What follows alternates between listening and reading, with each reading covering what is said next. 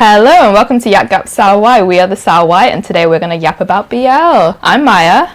And I'm Sama. And today we are talking about a show we've long awaited for, and that is Ticket to Heaven. Ticket to Heaven! Now, ever since this pilot came out, I know we were both on the edge of our seats to get this series. We were on the edge of our seats and they really kept us waiting. They really did. I remember everyone being like, damn, we're never going to get this series. It's been, 2 years? When are we going to get this, Gemini and Fourth acting excellence? But we finally made it, guys. And it's over. It's over in 6 episodes. Why? But it's okay. It's okay. Because today we're going to be discussing, what did you call it? Christian trauma. Christian trauma. Let's buckle up for some Christian trauma today, guys.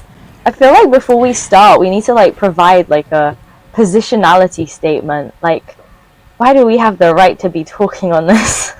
Have you ever written a positionality statement? No, what's that? So it's at least in psychology with when you do qualitative research, you have to do a statement at the beginning of your paper being it's a positionality statement, and it's basically here's the reason, or here are the perspectives I bring to this topic. So for example, I'm a non-white queer person, and for example, if the research is on the topic of queer people or something, so you have to explain who you are in relation to the topic that you're discussing, so people know. Yeah, if we did this in history's just for people who have opinions, and my positionality statement would be, I'm just a girl who wants to yap. It's my right to talk about anything I want. That's so fair. No, yeah, I was because I feel it'd be really interesting for people on listening to the pod to know what kind of, I don't know, experiences I guess we have related to this in a sense. So yeah. Well, I'd say for me, this is for a show that's about they're Catholic in this show, and it's sort of their relationship with their faith and also their sexuality. As someone who grew up not a very good Catholic, when I was younger, I think my dad and his family are Catholic, so it's kind of that's what I grew up with. So it's whenever my grandmother came over, we would go to church, but that's about it, a few times a year. Yeah. And at first I would say I was into it because I'm just going out the house. Yeah. And then as soon as I got older, I'm why is it an hour every time? I could be watching TV. It's just not my thing. Yeah. But then also going to a Christian school, which I was talking to my friend the other day, I'm is our school Catholic? We do mass the Catholic way. Yeah. Because we have a chapel session every half term. So every 6 weeks, right? And honestly, I feel it's just to keep the saint in the name. Apart from that, very... Yeah. Or is it... Yeah. If a school is a church school, does it get registered as a charity, or is that... I don't know. This is specific. I think the waters in that are very murky. Yeah. Because I could tell you other things about what counts as charity status, but that's too boring for this show. That's so fair. Yeah. What about you? What do you think? Yeah, for me, I'm not Catholic, but I'm not Christian. I grew up Muslim, and I'm still a practicing Muslim, and also I am queer. So I feel I'm adjacent to the story. You know, it's There's similar sort of discussions. Yeah, similar discussions, similar beliefs, similar traumas, all that kind of good stuff. We love my favorite tags on AO3 used to be religious trauma and internalized homophobia, if that tells anyone. And you reading things to do with that. It's so masochistic. It made me feel that's the reason I love the show as well. Because I was oh my god, me. Yeah. But I think it brought the show brought a lot of new perspectives that aren't really covered on TV, so yeah, very looking forward to talking about that today. Yeah. Okay, should I start with a little synopsis? This is just the cute little thing I put together before coming on to record this. Okay, I wrote, 2 kids with difficult pasts end up as scholarship students in a Catholic school. Bart is the new kid and Tenrak takes him under his wing to settle in. Tenrak learns more about himself and comes to terms with identity, which comes as a struggle in the environment he is surrounded by 24/7 because they're in a boarding school, and his beliefs. Bart essentially opens up his world as they become friends and then become more than that. Oh my Soulmates? gosh. I don't know. Oh my god, wait, I love that though. That was a great synopsis. It was definitely much more fun than my drama list. Thank you. You're welcome. I just noticed the cross necklace though. Okay, on topic. Oh, do we have... So coming on to talk about like complex relationships with religion, if I'm honest, I only wear this because my grandma gave it to me. Fair enough. So I've worn it for years and years, but whether I don't know, Catholicism can be cool, but I don't know. I feel like that's a metaphor. I guess metaphor, yeah, a metaphor for how a lot of people feel about religion. Like I kind of just practice it because my family did. Yeah. But whether I thought too much about it. Anyway. Enough. Yeah, so that was a great synopsis. Two troubled kids end up in the same environment, and yeah, they end up getting close. I definitely like the part where you said where Bat opens up Tanrak's world, because I saw a lot of people talking about that as well. Like he's kind of Tanrak's gateway to the outside world, from like considering he grew up in this school basically from when he was 11 years old. Like his whole entire teenagehood has been spent inside these walls. So that's I like that.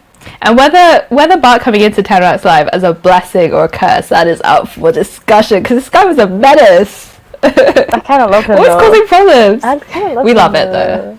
Yeah. So should we start with, like we usually do, talk about the final episode and then delve into our thoughts on the rest of the series?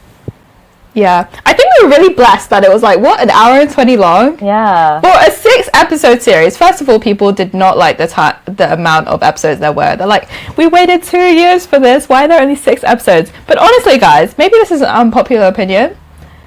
It ended in a good place for me. Like, if it was way too long, I don't want to be crying for weeks. Like, I feel like the pacing of the show was really good for me, at least. Yeah, I feel like I could have done with one more episode. I feel like the pacing in the last episode fell off ever so slightly, and I was kind of like, oh, there's a few different things that I wanted to be touched on a little bit more than this. But up to like end of episode 5, the pacing was amazing. But how many times did I cry in this episode? In each part, at least once. Fair. That's so fair. I think for me, I don't think I cried as much as I thought I would, especially considering it was like the final episode. But there were a few key moments in the episode, like, and we'll touch on them. But the few key moments where I was bawling my eyes out. But for me, I think episode 5, I definitely cried way more. Like, it was more consistent crying throughout the episode. That was very much a crescendo moment, and I feel like if you're not crying, because you're like, what is going to happen to these two? Yeah. But yeah, this episode is definitely like, there was some emotional moments for me, and I think a lot of like, I don't know how to describe them, but a lot of moments that felt like very, like they gave closure in a way, and they kind of relieved a little bit of like all that kind of anxiety that we had kind of built up to coming to this. Yeah, definitely. I think that was a big theme of like lost families and found families. So although for the both of the guys, so like Tanrak grew up essentially without parents in this boarding school, so his only life that he knows is in the boarding school. But to come out of it and meet Nalek, so his aunt who's like friends with his dad, like to see that there is like life after when leaving, not leaving the church, but like leaving school and outside of this boarding school environment. You can be whoever you want, and that's okay, and you still have people who love you. Like, that was such a touching moment for me. And then with Bart and his mum, like, even though his mum's in jail, right, she never stops being a mother. Like, still caring about like going to school and whether he's keeping well. Those 2 moments was me crying, but not like I'm having a miserable time, but it's just like, oh, it's so sweet. I think those were such key moments in this episode for us, and I assume for everyone else as well. But yeah, I think with like Nalek, she was the star of the show for me. I feel like, even though she was just at the final episode, but I feel like it was, firstly, we love trans women, you guys holding up the community, but also I think it's like, I guess it's one thing, and this is kind of coming from my own experiences as well, but it's kind of one thing to reconcile the fact that you're queer and religious, like in within yourself and personally, like in terms of your beliefs, like okay, I'm fine with this thing, which I can't even say that Tenlak has kind of done at this point in the show. He's just starting to reconcile, but it's like a completely different thing to see someone having a lived experience of that. Like this person is literally living what I'm trying to envision in my life, of like this person is religious and is queer, and it's like in their life it doesn't feel like any sort of contradiction. It feels like a very natural thing for them to be both of these things. I think it was so important for Tenlak and even for Bat as well, but to see someone who has perfectly kind of like embodied both of these aspects of their identities, and just I don't know, I feel like, and I don't know if I mistook this, but when they prayed at the table before dinner, did Bat join in? Because I feel like he did. Honestly, I don't remember, but it would be a thing of like, does he actually believe in this, or is he doing it just to be polite? Because we remember like when we see scenes of Bat and his family, he would do it because he's like grown up doing this, and he knows like if he doesn't, like it's not going to be received well. Because what I think I remember while watching this scene, I was like, oh, is Bat like saying the prayers? Because I don't even know if, I don't think he's the kind of person who would do it just out of like respect for others, because he didn't do it at the school. He was like, I refuse to come in until you guys have finished these prayers. Like it's not something I want to do. And I feel like this was like a turning point, along with when he goes to see his mum, but this is a turning point in him being like, oh, I can have both, and that doesn't mean that God hates me, or that like God doesn't see me kindly in any way. And yeah, I think she's just such an important character.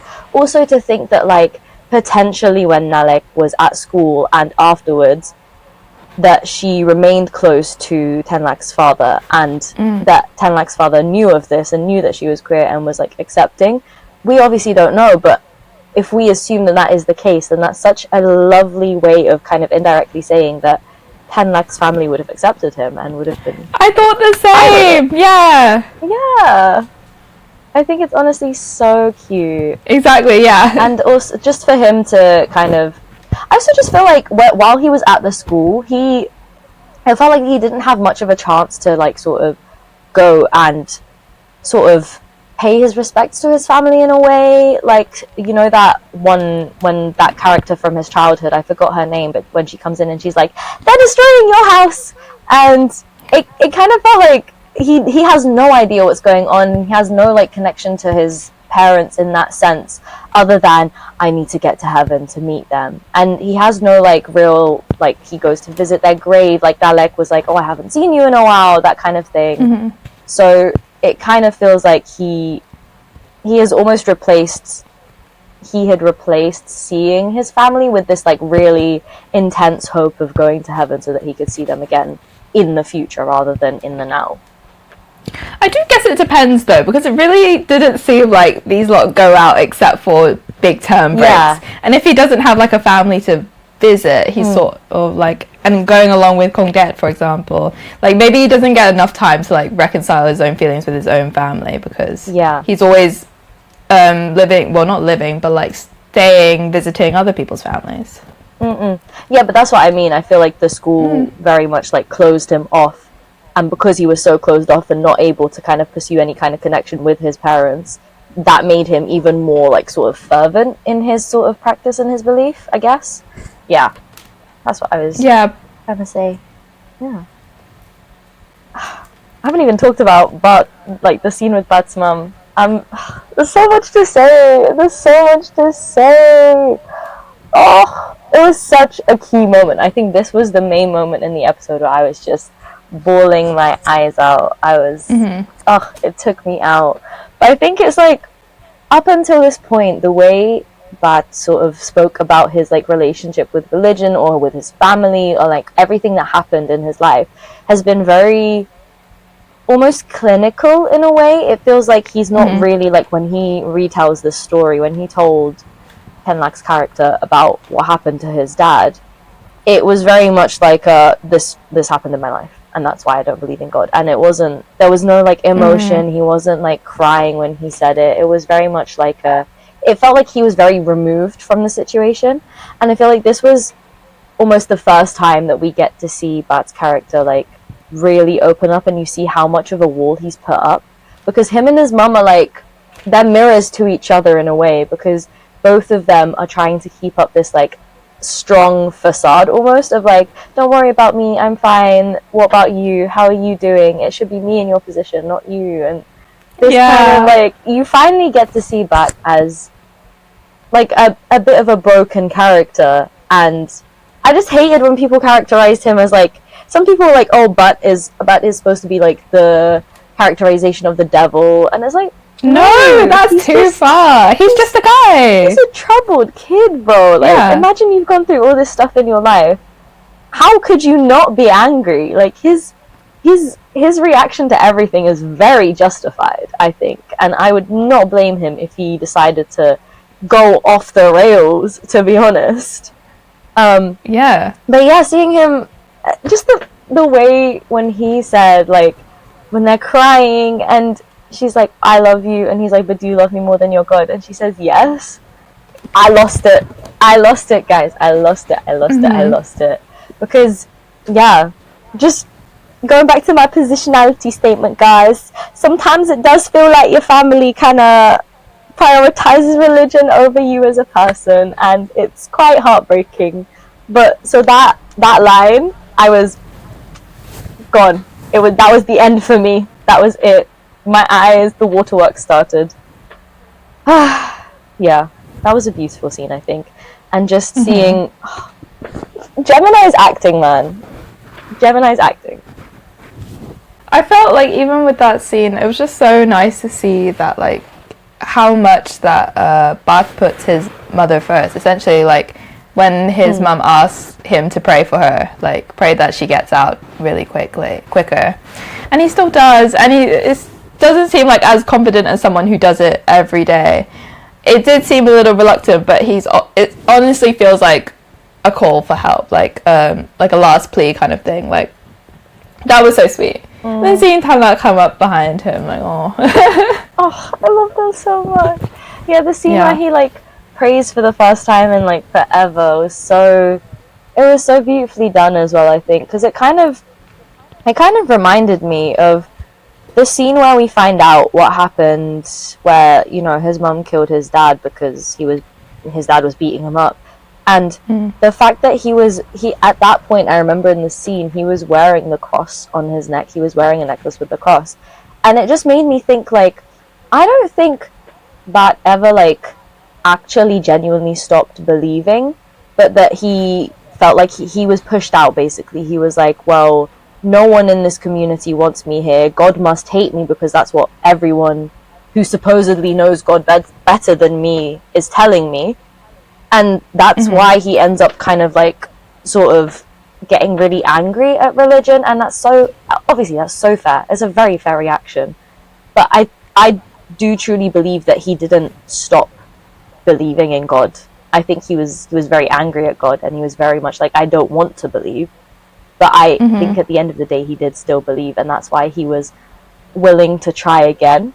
And obviously, we see this in terms of like when they're way older, he goes to church. Like Tenlek is wearing his, like, they have his rosary in the car and all that kind of stuff. So I did see some people on, again, Twitter. It's always Twitter, man. It's always Twitter. I'm always hesitant to look.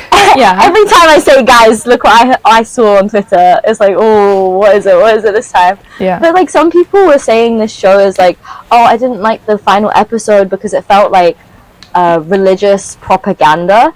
And I was like, did we watch the same show? Because I don't think so. I think the show is trying to say that if you want religion in your life and if you want God in your life, then there's a place for you, and you don't let other people push you out of it. Don't let it be like, because even though you believe, because other people tell you you're not allowed to believe, then you don't. I think that's what the show is trying to say, because again, Bat's reaction was very valid and very justified, and if he decided to never go back to religion again, it would be very understandable. And I think the show makes that very clear. Like, it's not at the end of the day, it was kind of his choice whether he wanted to come back to it or not.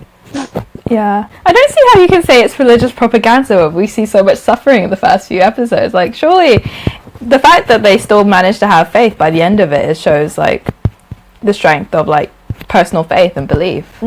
Like, if anything, I feel like it is more of a discussion. Well, it shows it's mainly a personal decision. No one's forcing anyone to do anything. It's just a test of your own, what your own beliefs are. Yeah. And that's even like, maybe this is something I'm not an expert on, but I don't think the main tenet of like Catholicism is like telling other people to be Catholic. It's just yeah. Anyway. Yeah. Not to get on to all the religious stuff on a show about religion, but like literally, yeah, it is a weird thing to say when that's the main theme of the show. Like, why would you just don't watch it then? If you thought it was going to be like religious propaganda, you should have kind of seen that from the start. But anyway, yeah, I think this show was very much made for religious queers, and for that I thank P-Off, because it's so nice to see like a different possibility, an alternative option than just you choose between one and the other. But yeah, I think, what else did I like about this episode? I enjoyed the motel scene. That was funny. It was fun. Well, I think it was fun because it felt like the first time we really got to see them as just teenagers. Like, yeah, I mean they're fresh out of running away from their boarding school. Like, they're out in the world. Yeah, trying all the new things, and it's so fun to see them just like try everything. Like with the smoking, I was like, oh, drinking and smoking in the bathtub. Yeah, let's try it. Oh, this is not it. And that's so refreshing as well. It's refreshing to see like teenagers being teenagers, because a lot of the time it will be like, look at these teenagers going like clubbing and drinking and doing drugs, and it's like, no, they're like actually just teenagers. They're trying it, and they're like, oh, nah, not for me. They're not doing it with bad intentions as well. Like, yeah, exactly. It felt really sweet. I also find it really funny that P-Off had to kind of like pause the scene when they were filming and be like, guys, you're driving the tension up way too high. This is new to them. Like, you do not need to go like really intense. Chill out, guys. Chill out. Chill out. They're kids. But yeah, that was a really funny behind the scenes for me. Yeah.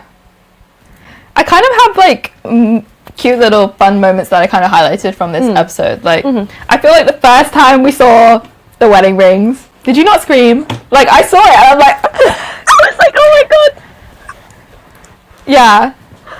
I think also like the scenes right at the end where they look older, they were so cruel with that makeup. Like, guys, they still look, they look like, honestly, they look like kids in makeup. But, you know, everyone looked old. Actually, everyone looked old except for Bright. Bright did not look old. Bright looked the exact same. I think they really should have invested in a makeup artist that specializes in like I don't know, what is it called? Wrinkles? Yeah, like, not specifically wrinkles, but you know, like makeup that incorporates like when you add stuff. I don't know what it's called. Anyway, I understand though. Yeah, but you could have added some wrinkles. Yeah, I was so surprised in episode 6 that, I don't know if it was during episode 6 or just before episode 6, where, you know, when we get the scene right at the start of the series, where it's like, oh, I'm attending, someone's getting like, becoming a priest today, getting officiated as that. Yeah. And people still, by episode 6, still thought it was Tedrak. Guys, what about Kongdet? He was like very set on this path from the start. Even his parents were kind of like, you're gonna do it right, you're gonna do it right. And he also never showed signs of like any kind of like wavering hesitation towards that path. So come on, guys, do we forget about Ashi? Well, I think the thing that like threw everyone off was the fact that Bat said it was like someone special to me or someone close to me, and we were like, I don't think they hated each other, but they weren't close. They weren't close, but there was also like 6 people in their class. Yeah, I guess so. But yeah, no, I get that though. I think that's one of the things that I think felt a little flat with this episode, because it was like, I kind of wish I had seen a little bit more of like the relationship development, or like how they resolved their relationship, not just not Bat and Kongdet, but also like Tenlak and Kongdet. Like, how did they get back? How did they resolve everything? Because they left off on a very like, you've betrayed me kind of thing. Yeah, we don't know how they resolve everything after they've literally run away. Like, they just disappeared one day. Yeah. Like, but I don't know whether I would wanted like that sort of knowing that sort of information, because I think then the series definitely would have been too long. Yeah. Like, I'm not, me personally, I'm not a fan of series where you see them as they're young and then you see them like 5 years later, then you see them like 2 months later, and it's just like drawing out for no reason. So I kind of appreciate knowing at the start that we're going to see them super old. Yeah, that's fair. I think what I was really cute. Yeah. Oh yeah, I was gonna say I just wanted to see like at least a little bit after they ran away, like maybe the first week or something. Just like, you saw them, they were eating burnt toast. Oh, they were struggling. They had to work their asses off. Anyway. But yeah, fair enough. That's fair enough. But seeing them come together on like Kongdet's special day, and that big group hug, and then Kongdet saying that he has to book like a whole month in advance to hear Bart's confessions, like that's clearly something happened in like the bits that we didn't see where they they reconciled a bit. Yeah. I think it was cute as well that his first sermon was all like, it was based on what Tenlak said when he would do his first sermon on when he gets ordinated. Ordained? Yeah. I think it's like an ordination. I think it's the same as like what? It's the same as like becoming a monk essentially. So it's all that kind of religious word. Yeah. But the fact that it was all about like, what was it, like humans can't live without love, and it was just the whole episode was all about different kinds of love, and there was it was very obvious, but all the hugs between different people was very like, it was very intentional of like, this is like the hugs between Tenlak and the father, because that is his father in a way. Like, that's the guy who kind of that's kind of the guy who adopted him in a sense after his parents died. Like, he grew up in this school. It's understandable why he was so attached, and for him to finally like, because I don't think a lot of people took it as when he went to the confession scene and he was like, I've wronged people and I feel bad for it and whatnot, and he was confessing that. People took it as, oh, he still feels like all this guilt about being queer and all that. But I didn't take it as that at all. I felt like he was apologizing that he ran away without at least trying to first talk it through or anything, that he just sort of assumed that people would be angry at him and just ran away. I think that's what he was apologizing for, which is like, more so that he just like disappeared, and that he felt that he had to work this all out on his own, that he felt he couldn't trust people around him. That's what it felt like. Exactly. But yeah, I think the scene at the end was so cute too. But coming back from work and being like, very domestic moment. I'm stressed. 2 people left. I have too much work, and then just have a little cuddle on the bed, like Tenlak reading his Bible.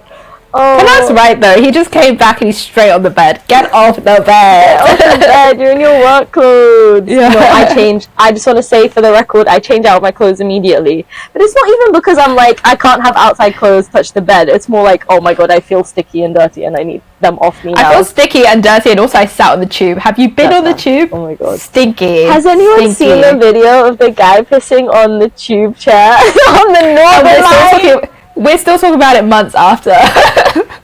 It's my line. Northern Line. Anyway, that's a very different topic to this.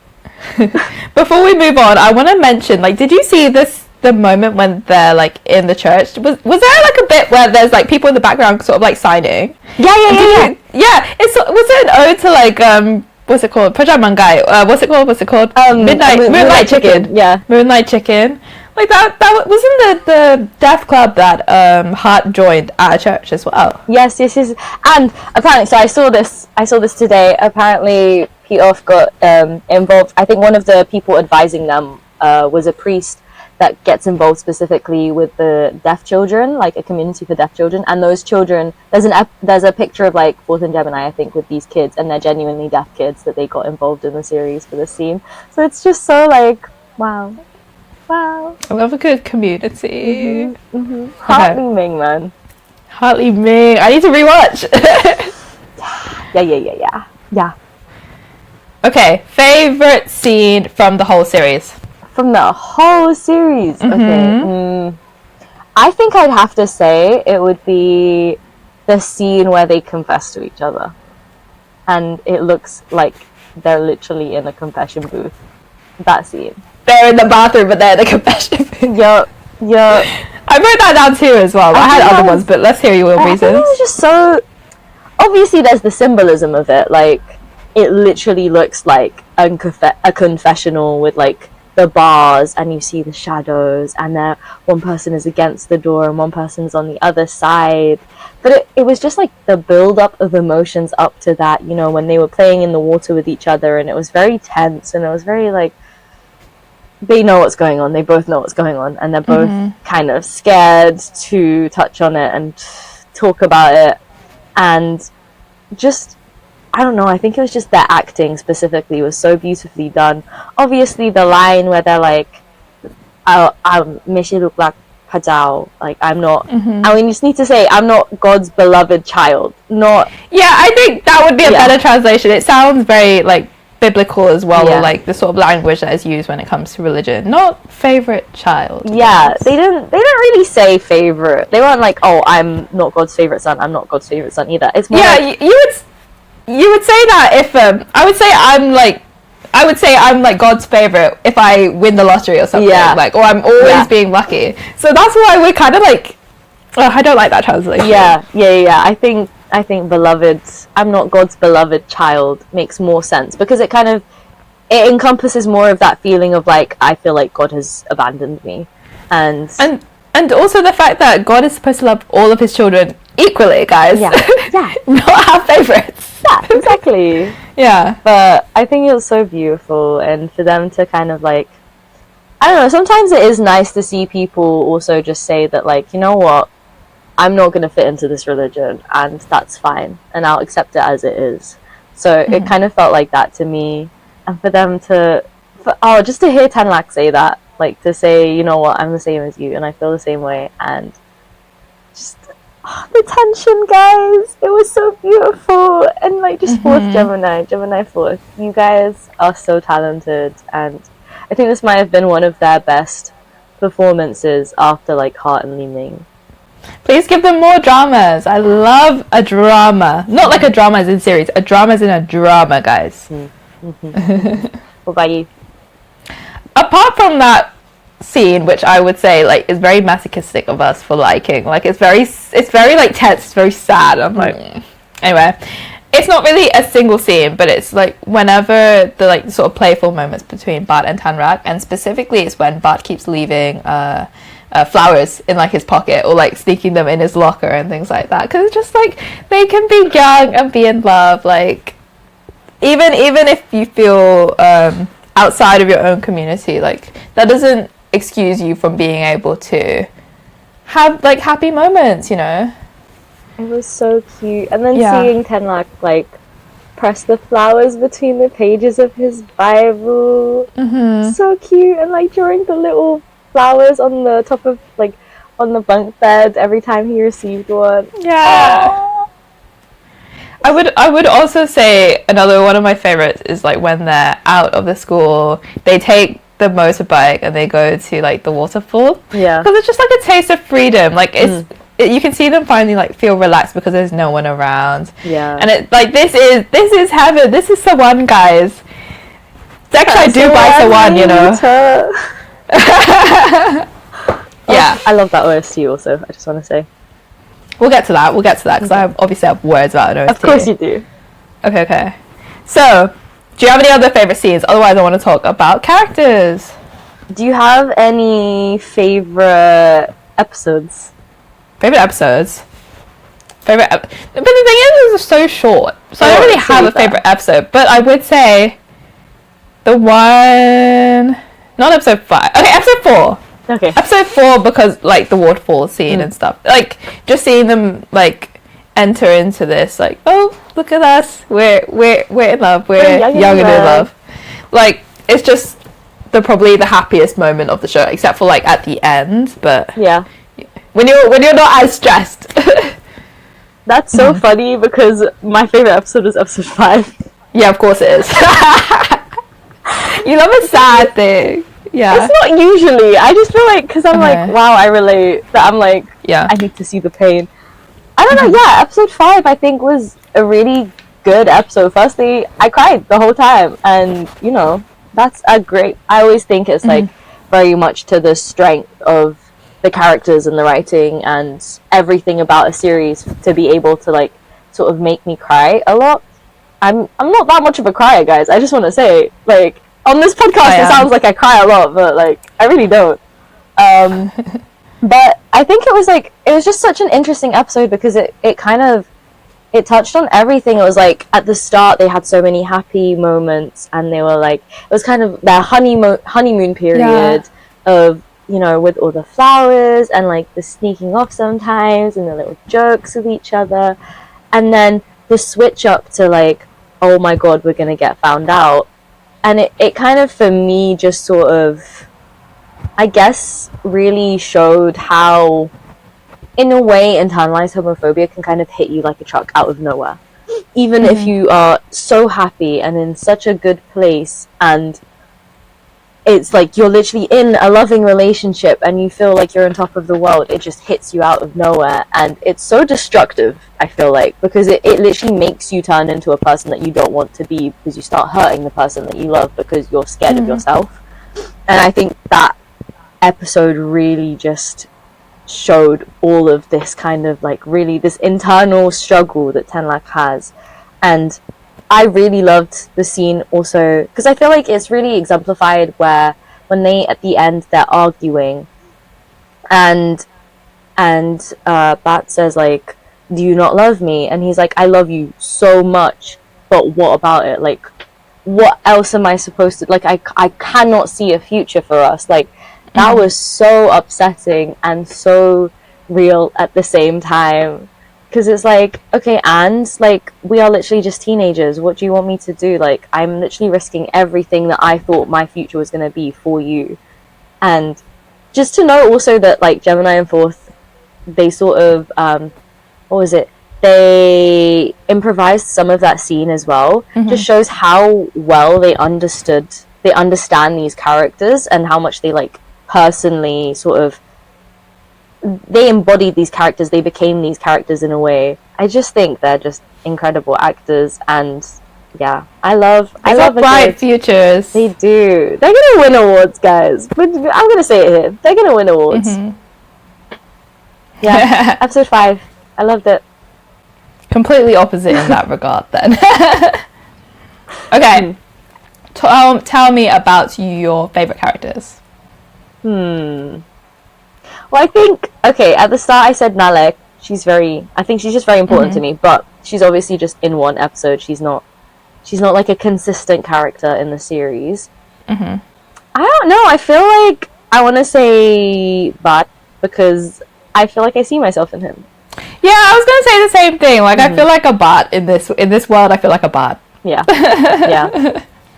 He's such a real character, I think. I just get him. I get his, like, annoyance at the world and at God, and just like all that anger, but like seeing him sort of soften over the course of the series and open up to Tenlak and kind of be that guiding light almost to Tenlak, to see like there are other options in this world for you. You don't have to live a life that's been set out for you, because I feel like that's very much the kind of person that I am. I'm like, don't just do things because you've been told that you need to do it. Like, actually take the time to figure things out, and actually, like, if this isn't working for you, ditch it. Like, you can start over in your life 1,000 times. There's nothing that's stopping you. Obviously, there's different things you have to consider, but at the end of the day, it's like, it's your life.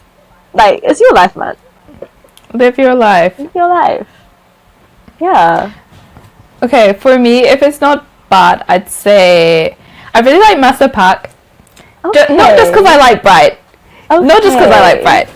But I think it's the fact of the mystery that he is. Like, he's not that much older than the kids at the school. Yeah. And you do think, like, is he also going to lose touch with what... Like, does he not lose faith, but does he ever, like, waver in his beliefs? And clearly we see that he does. But I was pleasantly surprised that he remained, like, very, like, steadfast along the path of being ordained as well. Like, he got those garments as well. Yeah.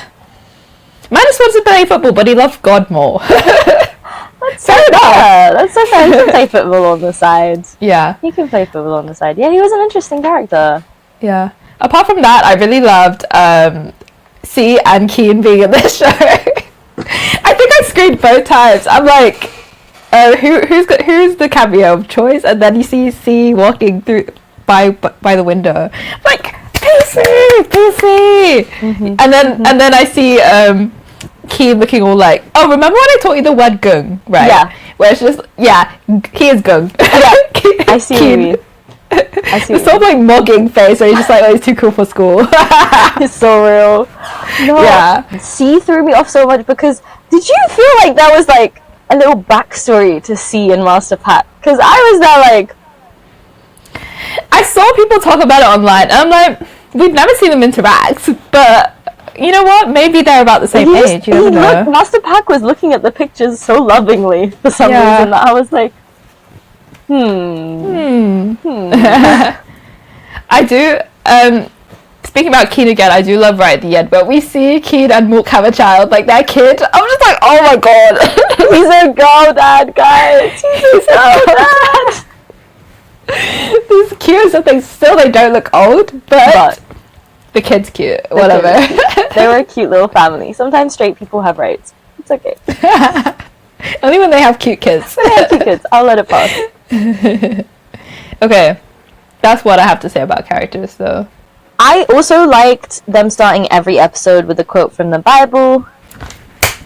Yes, that is artistic. Like, guys, I'm not someone who's read the Bible cover to cover, but the way that things are written, the way things are translated, I do love the way it is written in that sense.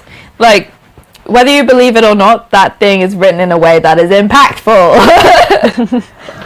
It makes a punch.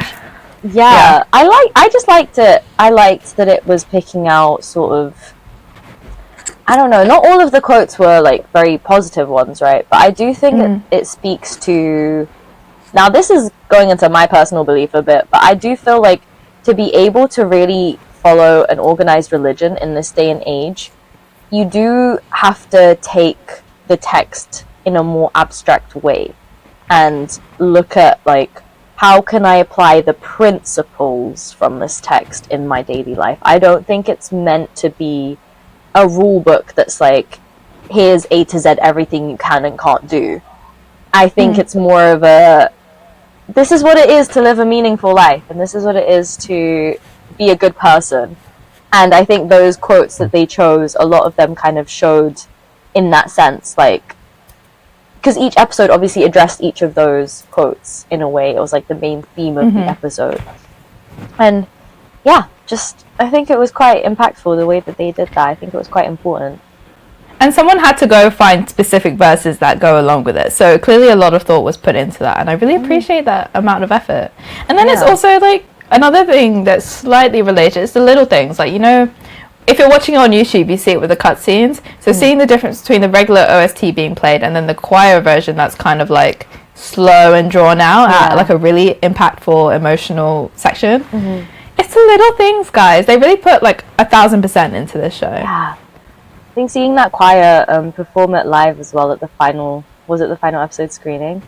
So talented. So talented. I think this is one thing I've always been jealous of in terms of like Christianity, is like all the worship songs, because I'm like, damn, you guys, sometimes they're cool. you guys make religion fun. Like, that's so wow. Oh wait, just as an aside, what kind of school did you go to? Did you sing in like assembly and things like that?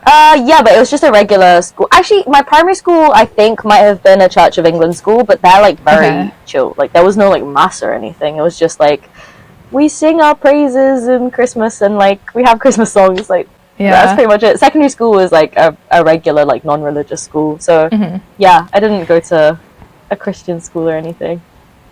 If there's one thing I took away from school, it's a very full knowledge of like hymns, like Shine Jesus Shine, Lord of the Dance. Like even if I don't, I wouldn't not even if I don't believe in like, oh, these stories, whatever. Yeah, they're still so fun to sing, and it's just fun to sing with like your friends. Yeah. Kids don't appreciate it these days, singing in assembly. You need to learn like choir singing and things like that. No, we sang about like the harvest festival in primary It's school. another harvest festival. Yeah.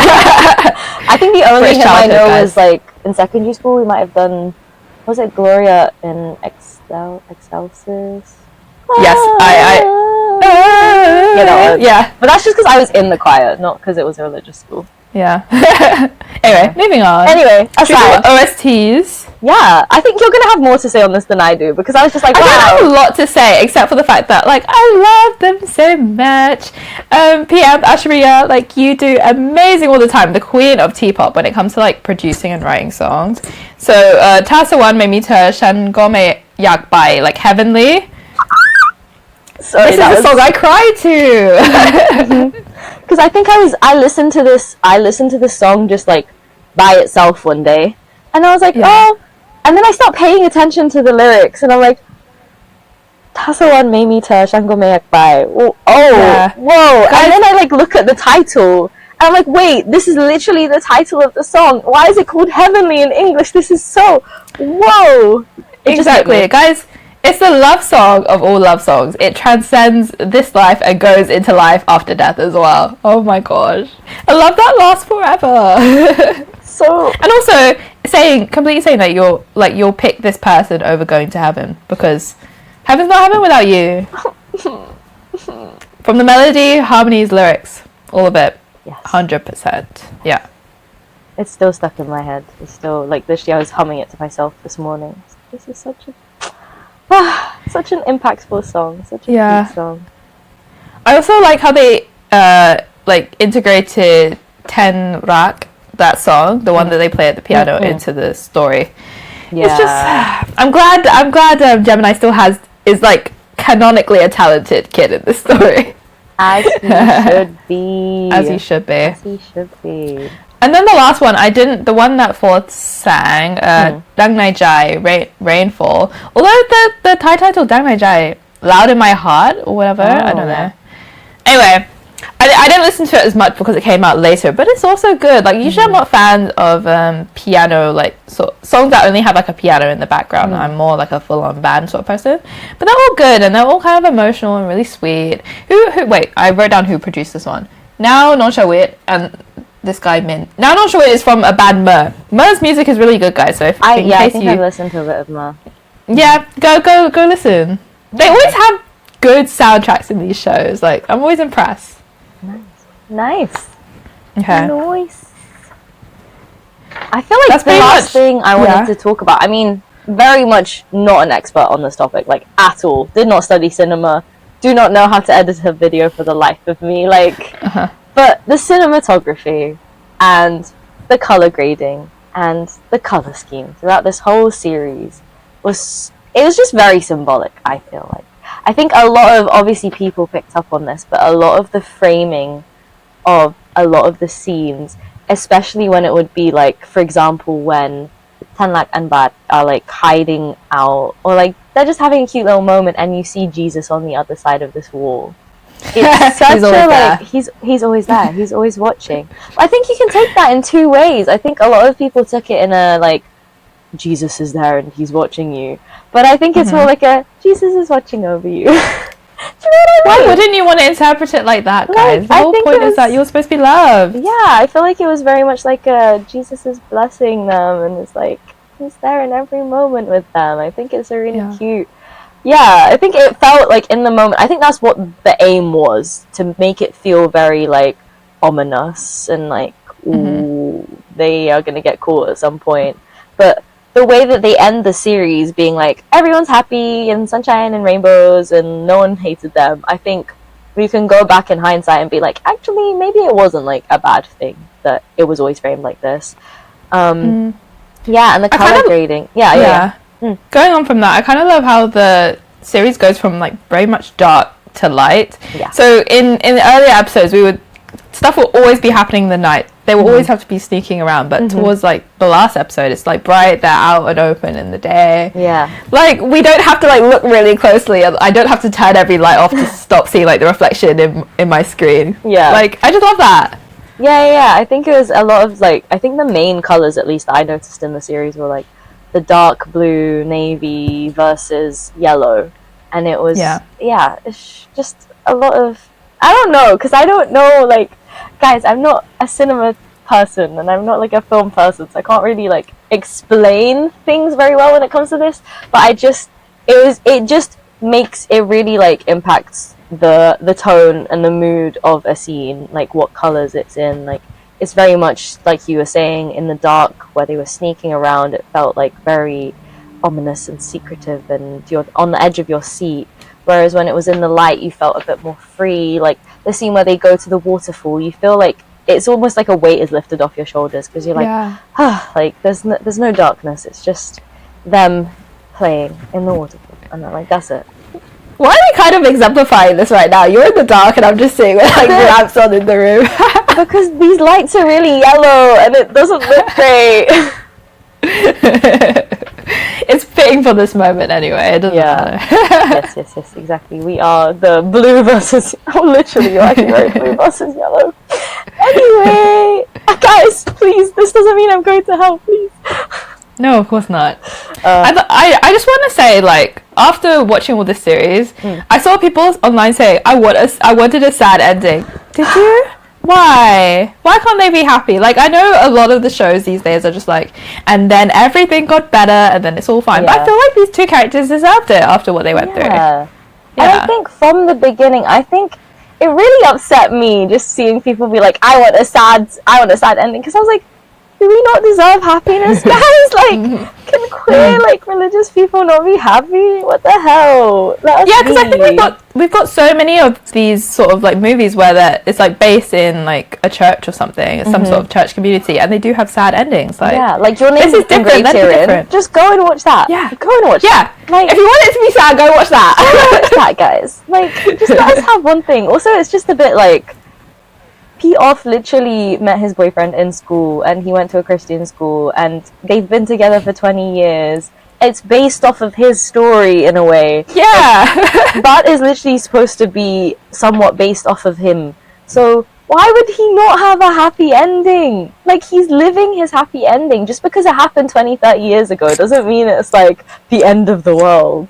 Yeah, sometimes you want a series that gives hope to people, and it's kind of reassuring to see that some people, people get to live the lives that they want to live. Yeah, exactly. Yeah. Is that everything? Okay? That is everything I want to say. I want to make like a really snarky comment though. Okay. Guys, no more Sufjan Stevens Mystery of Love edits. Leave it in 2017. No more Call Me By Your Name OST for these edits of this show. I'm not enjoying them anymore. Even at the start, I'm like, I've had enough. No. That also was a sad movie. This is not what we have now. Okay. I haven't seen these edits, but yes, I support I will say, I've got, honestly, at first they were like, oh, okay, yeah, it's sort of a good edit. And now I'm just like, this song's so annoying. Like, it's not sorry guys. Back in 2017, I did love this song when everyone was obsessed with Call Me By Your Name, and it's just like, oh, Italy. Yeah, now it's just like, no, man. There are better songs, and the better edits I tend to see are ones that go, not that I'm an expert on editing, ones that are more experimental, or like more popular songs these days. Yeah. Guys. Yeah.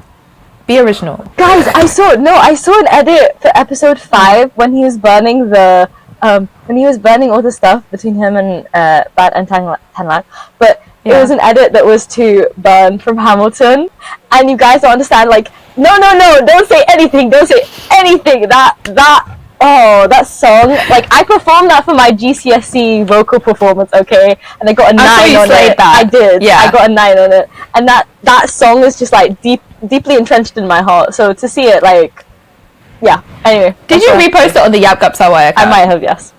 Okay, so the same week I was seeing that is the week Keir Starmer resigned, guys. So I was also seeing comparisons between Hamilton and Keir Starmer. So I'm not in the mood to be seeing that with like a show I like. Fair enough, because I did not see those comparisons.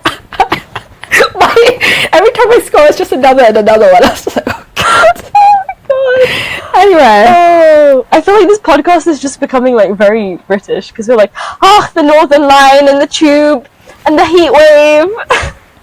Guys, if you're watching this, let us know where you're from. Yeah, let us know where you're from. Let us know how the politics are in your country. Must be great. Yeah. Anyway, so that's it. That's all I've got to say. I think that's all I've got to say too. Yeah. Great. So thank you everyone for watching. We hope you enjoyed this episode. Let us know your thoughts on Ticket to Heaven. Did you like it as much as we did? Did you cry as much as we did? Let us know. And we hope to see you in the next episode. See you in the next episode. Bye. Bye bye.